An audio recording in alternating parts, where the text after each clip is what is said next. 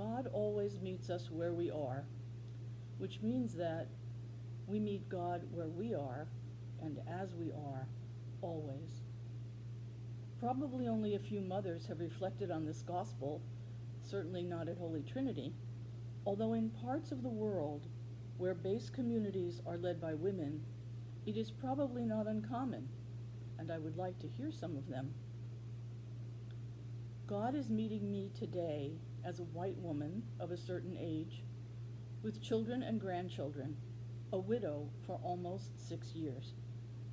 God is meeting me as a privileged woman in the midst of a global crisis in which people are dying everywhere, every day. All across our country, the tide of the virus is rising. Healthcare workers are exhausted. People are frightened. We ought to also remember that in refugee camps around the world and at our border, there is little or no PPE, no ventilators, no comfort, no running water, and no soap, let alone hand sanitizer. So it is good for us to remember, as I heard an imam say recently, quote, "It is a privilege to wash your hands." A dark situation for mothers, for everyone all over the planet. So as a mother, how did I hear this gospel today? First, it sounds harsh, doesn't it? Similar passages appear, of course, in Mark and Luke.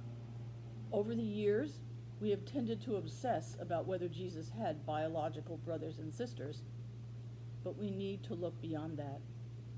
In a society in which people, even tribal relationships, were all important, it is hard to believe that Jesus said such things. It is also hard to imagine Jesus speaking harshly to his mother, but there it is. And of course there are other passages where Jesus seems to denigrate the natural family in preference to following him. But is that really what it is about? I hope not. When I prayed over this passage in the typically Ignatian sensate way, I tried to see the scene, hear the crowd, see Mary outside. And most importantly for me, I tried to hear Jesus' voice, as I often do. For me, it can change everything. And, surprise, his voice didn't sound harsh or angry.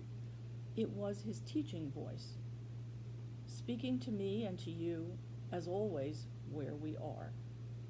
As is often the case, he wants us to focus on what he says in conclusion. Can you see him opening his arms wide to include everyone, including his own family, but also the disciples, everyone who might have been there?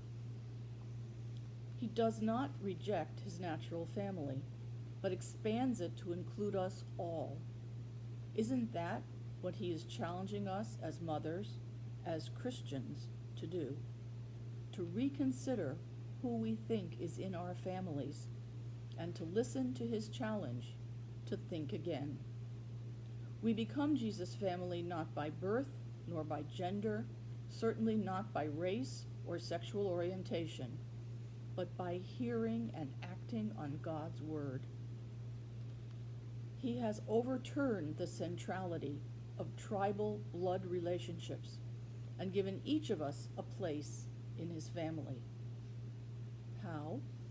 By doing the will of his Father, and that clearly is to love one another as he has loved us.